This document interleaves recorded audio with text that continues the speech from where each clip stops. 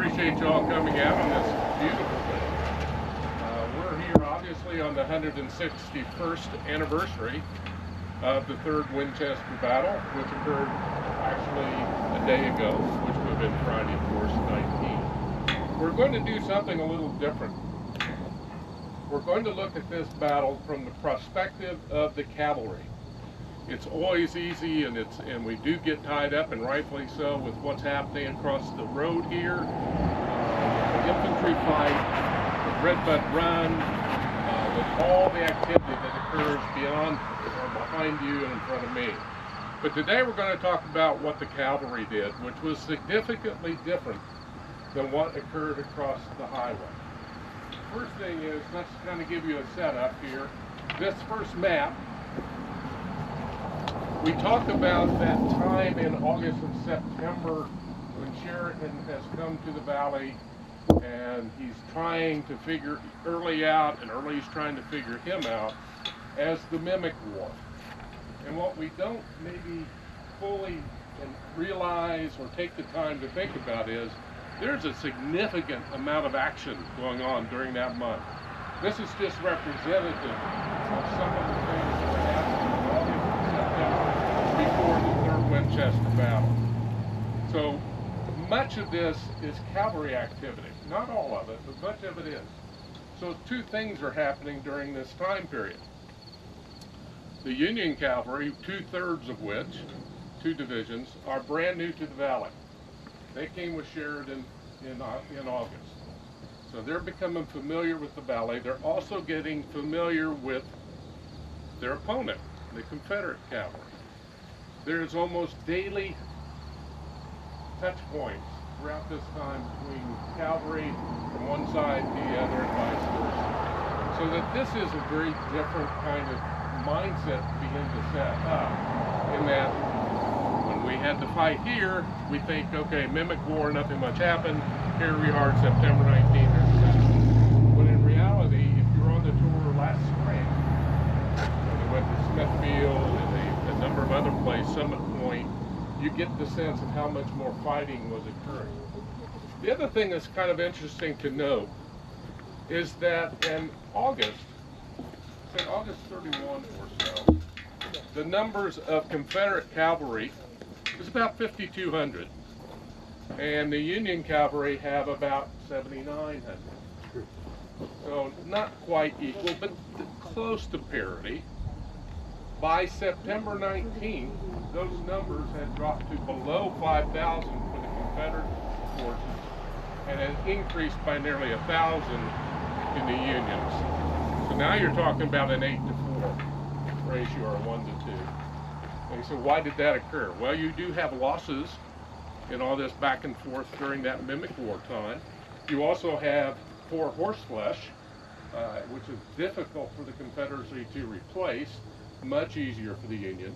And the Union had some reinforcements brought in to add to their cavalry units.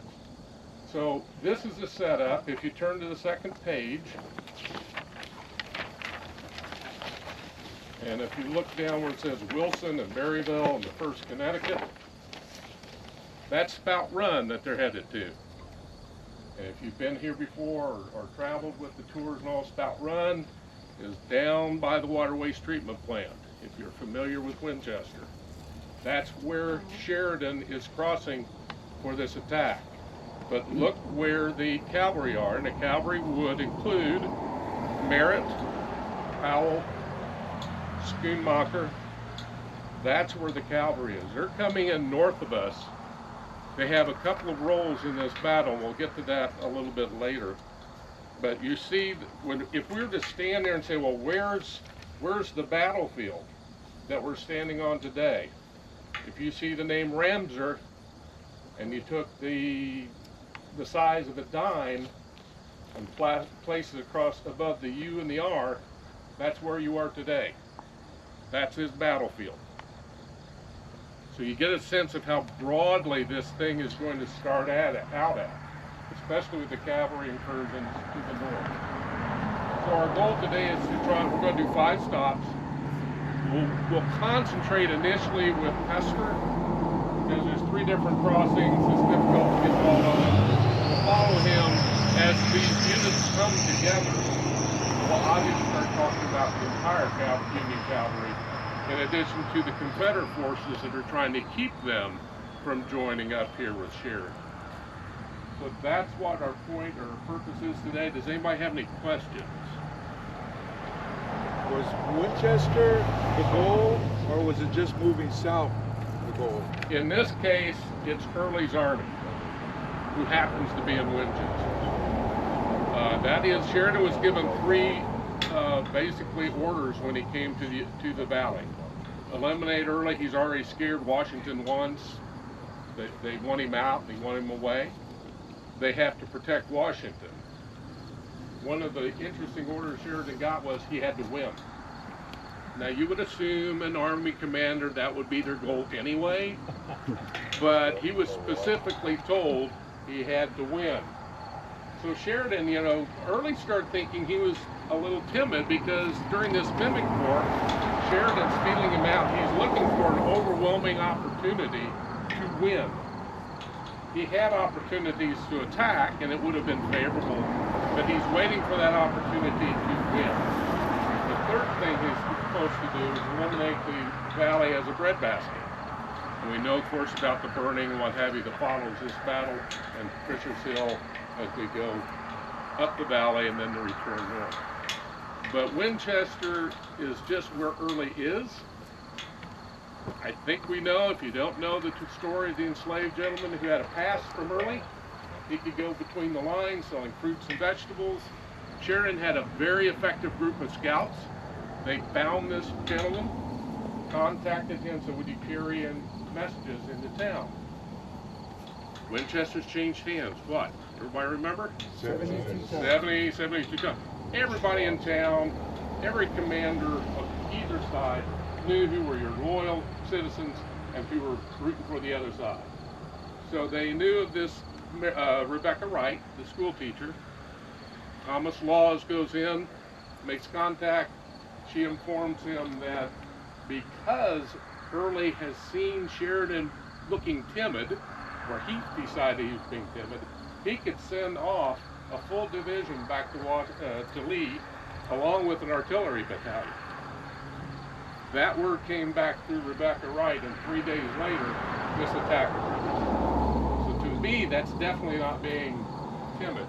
He was just simply waiting for that overwhelming opportunity to win, and as soon as he's had the opportunity, he attacked. So that's kind of our setup for where we are today. Any other questions, or we'll hit the road? I'll lead. My wife here in the back will be tail end Charlie, so if you get lost, look for her. We're headed, if you're familiar with the area, we're going to start at Locks Ford, which is up north. We're going to have to drive about 20 minutes. I've been informed the request of the county fairgrounds, so we'll just have to get her through that traffic. We're going up to Clearbrook to Brucetown Road, and we'll turn right there. So we're going to go up Martinsburg Pike, US 11, all the different names it's called. We'll go up there, and then we'll pull off at Brucetown for our next stop. So any questions? If not, gentlemen and ladies, mount your horses. What are you driving? I've got the blue pickup right here. Okay. What is she?